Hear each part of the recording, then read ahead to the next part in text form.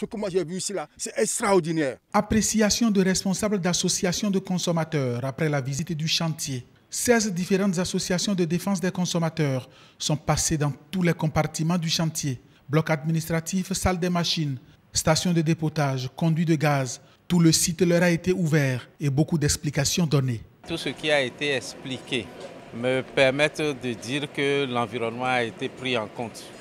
Quand on me rassure que la fumée, les gaz sont éjectés à plus de 40 mètres en hauteur et que ça ne va pas tomber sur les populations, donc ça ne va pas tomber dans les plats des populations, je dis il y a eu prise en compte.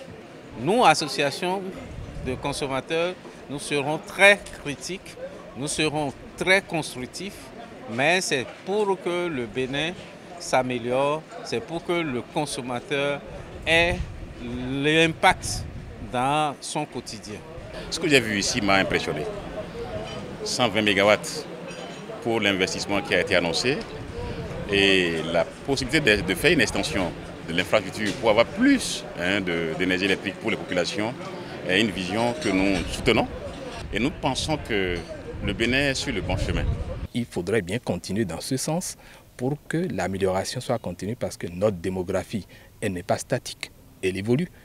Il y aura plus de besoins, plus il y aura d'industries qui vont s'installer, plus d'usines, plus le besoin de consommation d'énergie électrique va se poser. Et donc, c'est important que cette démarche continue, qu'on ne s'arrête pas en si bon chemin. Nos impressions sont très bonnes.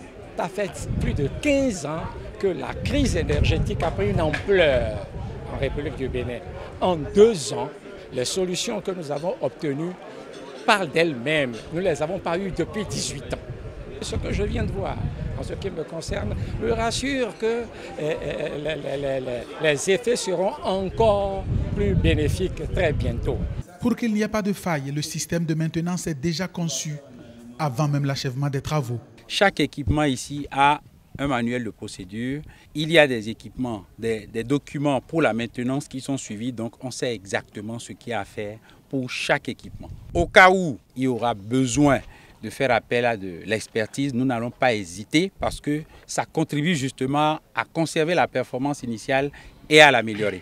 La construction de cette centrale est un projet à fort impact social. La dynamique qui a été insufflée par le chef de l'État se traduit également aujourd'hui par cette belle réalisation et pour laquelle il a tenu particulièrement à ce que nous mettions en avant ce qu'on appelle le contenu local. Plus de 95% de la main-d'œuvre est locale. Toutes les entreprises sous-traitantes sont béninoises. C'est aussi la construction d'une route, 3 km linéaires avec tout le système d'assainissement, 25 km de réseau basse tension au profit de la localité, 24 salles de classe pour le collège d'enseignement général de Roueto, sa clôture et son infirmerie. Ces actions se poursuivent sur 2019. Un crédit additionnel vient d'être accordé à cet effet. Le gouvernement tient à avoir pour le pays un mix énergétique responsable.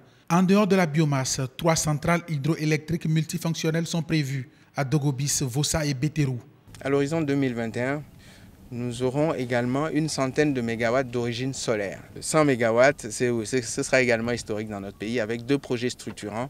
25 mégawatts financés par l'Agence française de développement qui sera construite à Ilou-Lofing à côté d'Onigolo. Et puis 45 mégawatts répartis sur 4 régions que sont Boïkon, Parakou, Djougou et Natitengu. Vraiment, on salue le génie de cet homme. Je ne voudrais pas dire d'autre chose pour qu'on dise qu'on est en train de jouer au griot. Mais je crois que le Bénin a enfin trouvé l'homme qu'il faut pour l'amener vers la prospérité et la modernité. Le chantier de Maria Gleta, c'est moins de 12 mois pour 85% de taux de réalisation physique, 99% de livraison des équipements et un taux d'exécution financière de 88%.